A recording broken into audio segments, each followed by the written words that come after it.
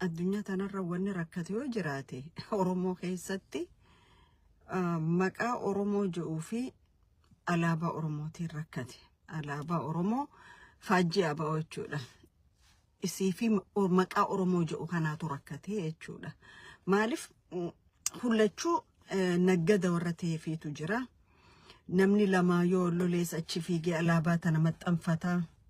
Namni kaanis yoo kaanii wallole achi deemee maxxanfata. Akkitti dhaaban hin jiru, akkitti kontrool godhamus hin jiru jechuudha. Diinninis firrenis maqaa Oromoo qabatee as bahee anaatu Oromoof kana godhaa. An Oromoodhaa ana malee ka Oromoof waa godhu hin jiru ja'a. At the same time Oromoo balleessaa jira jechuudha. Kanaafiin alaabaa Oromoo yookaan alaabaa faajjii adda bilisummaa Oromootii fi Oromummaatu rakkate, nu jidduu rakkate jechuudha. Waa'ee madaangaatiitu irraa akka malee deemaa jira. Daangaa naannawa baha Oromiyaa kana jechuudha. Daangaa naannawa baha Oromiyaa kana karaa Daarimuu yoo fudhanne, karaa Qumbii yoo fudhanne, karaa Hawwii yoo fudhanne, karaa hedduu kanatti warra ollaatiitu biyya teenya weeraru jira, warra kililii shanii daangaa cabsu jira. Lakki warra kililii shanii miti ka daangaa cabsaa jiru. Mootummaa federaalaatiitu green light kannee fi akka zooniin kun cabu godhaa jira jechuudha. Horiin inni godhuun jiru horii federaalli ramaduuni. Ibiddi inni uummata kanaan dha'u jiru ibidda federaalli kannuu fi mootummaan warri kililii shaniitii fi warri isaatis onni hangas qabaatanii dhufanii Oromoo ittiin waan ni godhan hin qaban wal beeynaa waan ta'eef jechuudha. Kanaaf kana ifatti ka godhaa jiru mootummaa federaalaa mataa isaatii fi Shimallis Abdiisaa mataa isaatii jechuudha. Lolli kun naannoo kana qofa irratti hin dhaabbatu, deemuudhaaf deema. Haga federaalaan fanditame deemuuf deema. Maaliif jennaan zoonii bahaatii fi zoonii dhihaa cabsuun sagantaa mootummaa federaalaati.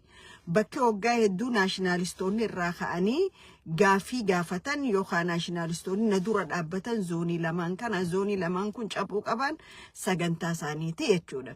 Amma karaa baha Oromiyaa daangaa cabsiisee warra shiftaa warra kililii shanii kana fidee naqu, baha Wallaggaatti daangaa cabsiisee shiftaa faannoo kana fidee qubsiisuun warri kun warra nugusa torbaffaa raggaasisuu fi deemurraa tokko jechuudha. Nugusa torbaffaa warra haati abjuun nugusa himte jechuudha. Kanaaf kana godhuudhaaf dhiigni Oromoo gannaqamuu qaba. Waan bara 77 hin godhin arra onnee qabaatanii karaan isaan itti godhan hin jiru jechuudha. Bara mootummaa qabanitti ka humna Afrikaa keessaa humna lammaffaa gaafa turanitti gaafa xayyaaraa fi taankii qabaachaa turanuu lafaarra hanga qabatan kana hin qabanne. Dhiirummaatti qabatan, gootummaatti qabatan hin qabanii jechuudha. Cinaasanis taanaan kan dhoysisaa jiru Shimallisii fi mootummaa federaalaa mataa isaaniiti jechuudha. Akkanatti ilaallu biyya takka biyya federaalizimii qabdu keessa biyya sirna federaalizimiitu wajji bulan keessatti isteetiin tokko odoo federaalli jiru akkamiin dhufee isteetii biraa dhaba. So this was given by this animals jechuudha. Bineeyyii Oromoo bakka buutee teessu tanaatu dhiiga Oromootiin qumaara taphachuu jira jechuudha. Bineeyyiin kun ganna afran irraa gaafa abbootii gadaa ajjeeftanii yaadattan abbootii gadaa san kallattumaan eenyu qaceelaa eenyu namicha eenyu Mardaasaa jettan poolisaa kanaa fi Shimallis Abdiisaatii fi namicha itti gaafatamaa poolisii federaalaa walumaa galaniiti manguddoo san rashananii jechuudha. Ciibsanii rashanan sammaariif godhame haala amma deemaa jiru kana mijjeeffachuuf isan cufti ta'ee jechuudha.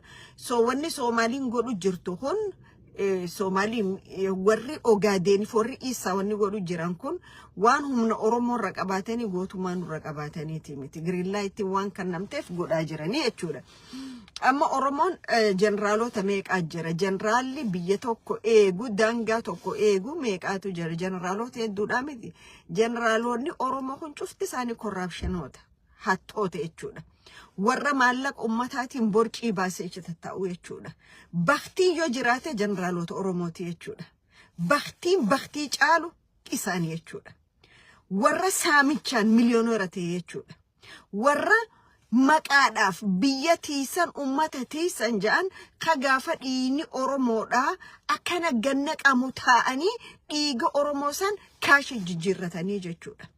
Cuftisi horii haraamii fi dhiiga Oromootiin boqoyteeti akka dubartii ji'a 9 gara qabdutti garaa dhiibaa deemti jechuudha. Jeneraaloonni Oromoo kana jechuudha. Arra silaa jeneraalli tokko ka lubbuu qabu jiraate ka korraapshinaan illaa qamin silaa jiraate waan kana ni dhaabaa jechuudha. Cuftisi hanna keessa waan jirtuuf dhaabuu hin dandeessu jechuudha. Itti gaafatamaan poolisa federaalaa Dammallaash itti gaafatamaa poolisa federaalaati miti magaalaa Dirree Dhawaa keessatti hanna lafaa gaggeessan jiru. Hanna lafaa lafa ummata irraa diigan manneen ummataa diigan naannoo Dirree Xayyaaraa sanii meeqa fudhate amma silaa dalagaansaa hoggaan dhiini Oromoodhaa yakkaan badiidhaan qaama biraatiin gannaqamu kana dhaabsisuutu irra ture jechuudha. Because isaaf dhiini Oromoo gannaqamuun maallaqa fidaafi jechuudha. Maallaqa fidaaf. That's what it is. Warri kamma generaalonni keenya Geetaachoo Guddinaa kanneen Oromoodhaaf maal godhu jiran Oromoo fixaan jiranii odoo isaan jiruutii miti daangaa meeqarraa diinni diinaan jaa warra Oromoo fixu jiru kan abbaa feetan jaa namni daangaati yadabrena dhoyinaan diina warra kana arkaan jiranii isaaniifis maallaqa arra warri kasaanii biliyooneraan jiru jechuudha biyya san keessatti yoo dhiini Oromoo gadi naqamne qabeenyaan arkatan yoo dhiini Oromoo gadi naqamne hannan waan hin godhanii jechuudha akkuma gartee hattoota korrapshinoota dirkaabne Dirree Dhawaa keessa wali qabame kan kakaan maqaa firasaatiin biizines achi banate kakaan maqaa firasaatiin ala kanatti maallaqa guurratu kakaan jaartii fi ilmaan baafatee as jiru hattuu caalu ka ummata bulchaa ja'anii ergan lafa ummataatiif qabeenya namaa hatanii jechuudha.